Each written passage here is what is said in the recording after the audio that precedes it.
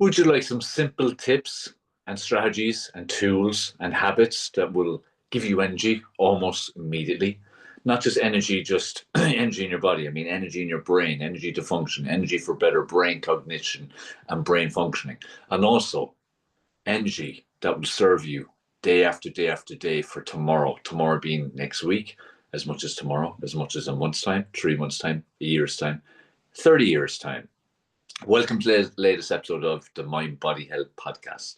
Podcast where it's another avenue I use to do my best to educate, motivate, and inspire people just like you to live your best life and importantly to regain control or to get better control of your mind, body, and health because it's the key foundation of everything. Having control of your mind, body, and health has a catalytic impact on every area of your life. It doesn't matter if it's your relationships, your health, your professional life, or your financial health as well as any other health or area of life that's important to you. We need to get control of our health and well-being. You know, our health is our wealth, as I say, but too many people focus everything on creating wealth and power, and then have to use that wealth to try and fix their health, which is nearly a battle you're always going to lose. So, on this particular episode of the podcast, I want to give you a couple of free, easy tips that will help you with your energy. Because energy is everything. Energy is what decides everything. If you don't have good energy, then you're not going to have the oomph to do what you need to do, especially if you've got a busy life and you're balancing things like family and kids, running a business, or working in a high position in a company, whatever it may be, and then also hopefully taking care of your health or prioritizing things like that. You need the energy for that, but you need the energy in your mind as well to be able to focus and to be able to do things that will help you to move your life forward. Remember, I always stress in your mind, be committed to evolving into a better version of you because you are the most important person in your life. And it's all about putting on your own oxygen mask first. And in a lot of these episodes, that's what I'm trying to do is give you the tips and strategies and tools that will allow you to take better care of yourself, which means that you will become a better person, better human, be able to better impact other people, whatever way you want to do that in your life. And then overall, your quality of life will be better, your longevity be better, everything be better. Isn't that what you want? So, from an energy perspective, there's a few very simple things we can do. On this particular day, as I record this, we've got a beautiful day here in Limerick, where I am at the moment. Really bright and sunny, beautiful blue skies. There's actually a bit of heat in the sun. Being out in that will increase your energy, and it's free because these strategies I want to give you are free ones. Okay. Now, why you say just be outside? How will that increase my energy? There's various reasons. We need the sun. The sun is good for us. Without the sun, the earth wouldn't exist. Okay. Not just us, but all plants, vegetation, everything. Everything needs the sun. Everything thrives in the sun. The key thing people need to get into their head in terms of humans is there's a certain amount of sun that's good, a certain amount is bad. Also, your exposure to depends on what your typical exposure has been to recently. So be smart, be sensible about it. Don't be hidden away for months and then a bit of sun, you're out in it then for 6, 7 hours. Use your head. But the sun is good for you because it's so good for us in so many ways. We thrive on the sun just as much as plants will. Okay, or well, not as much as them probably, but we do thrive on it. And it's great for your skin. It's great for so many elements of your body. The vitamin D has a key role inside you as well.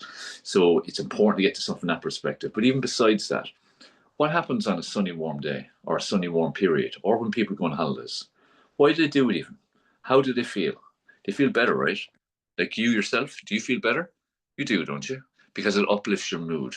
That's why people who live in warm, sunny countries or climates, usually they're most people are in better mood. More of them are in better moods. When you go on holidays, you're in better mood. Even before you go on holidays, the thought of being there, better mood.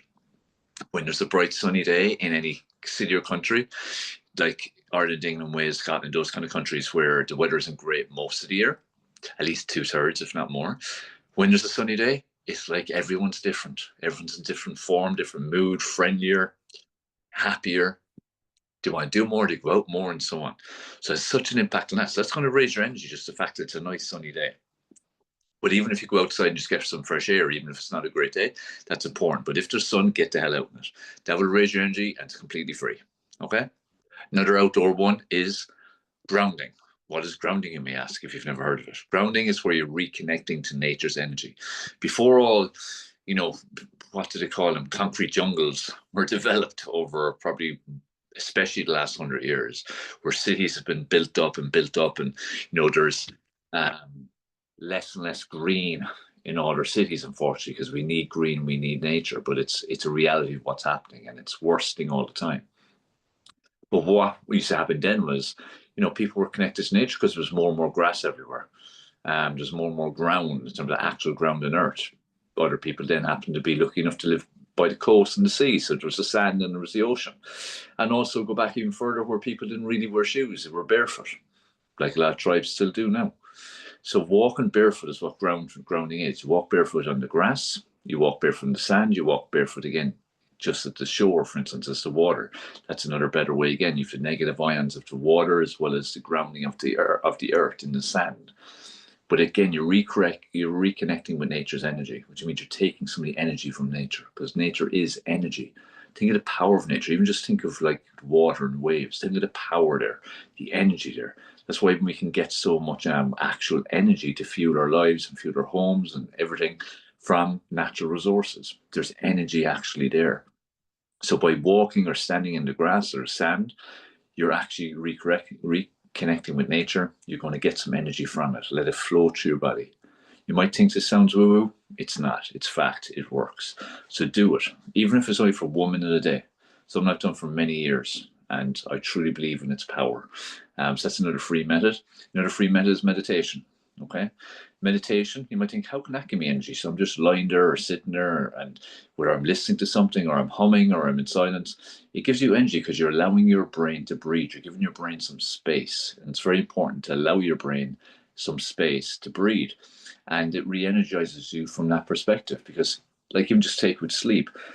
Why is sleep so important? Because the one opportunity we have for our body to restore itself.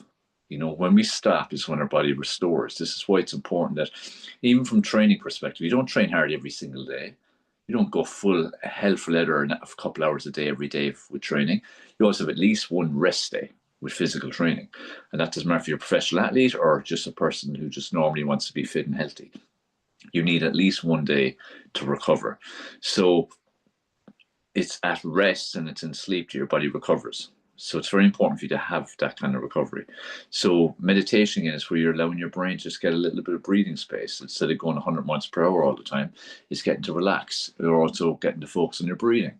And I'll touch on that actually shortly. That I hadn't thought of that one.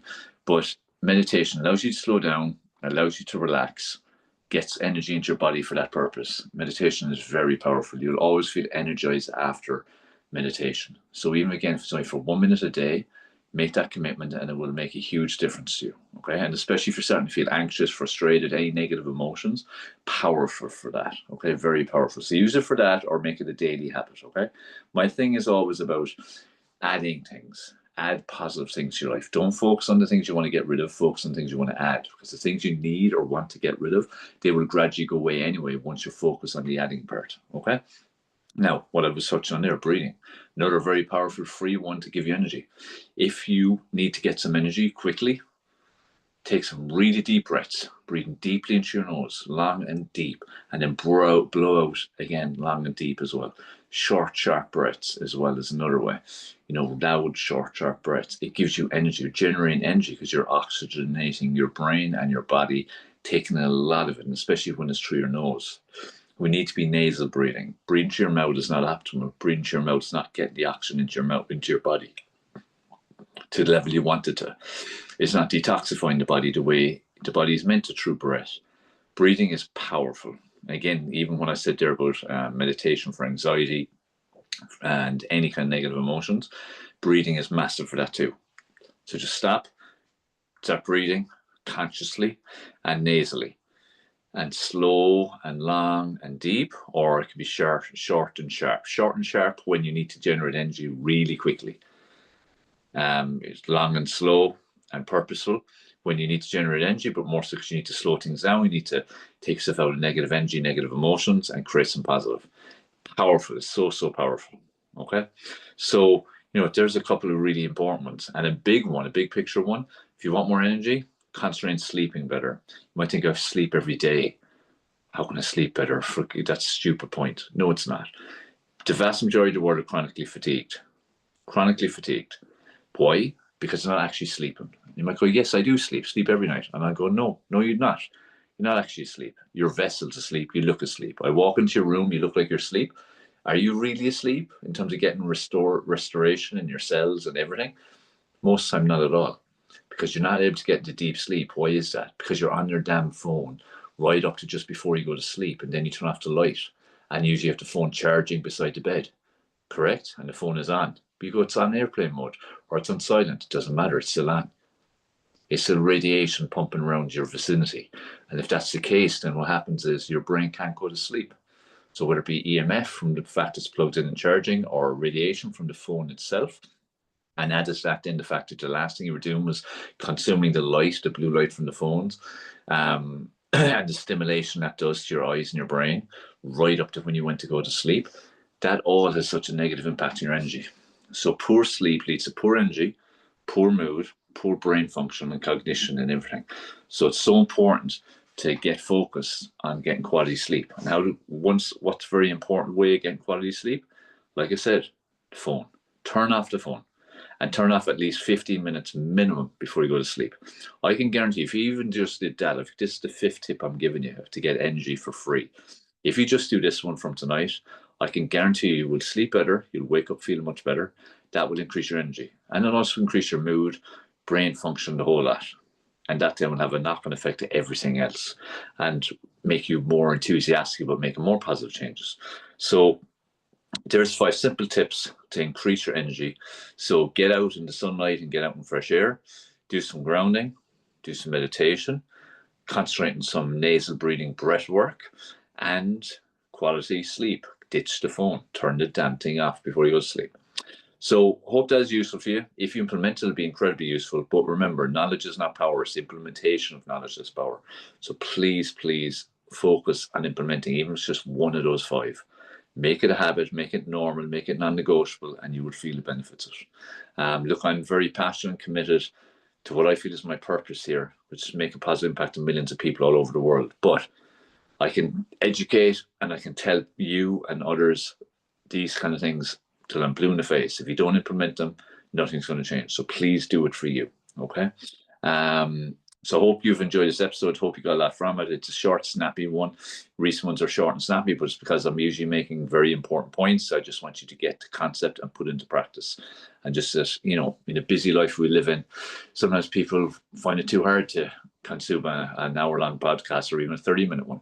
So I'm kind of mixing up between interviews that will be long episodes that I'm doing, and also short little snappy ones. But what I'd love to do is I'd love you to let me know which do you prefer. Do you prefer longer ones? Would you prefer if I did interviews all the time? Do you want more of just me talking? Do you like short little snappy ones? Let me know. Whether it be leaving a comment or send me a message on any social media or email or something like that. But look, bottom line, this is your life. You hold the pen, you're writing the script, as I always stress, and let's write a good script. So let me know your thoughts on this. Leave comments below the episode, answer the poll if you're watching Spotify, and keep taking action. Remember, you hold a pen, write a good script, and be committed to evolving the better version of yourself every single day.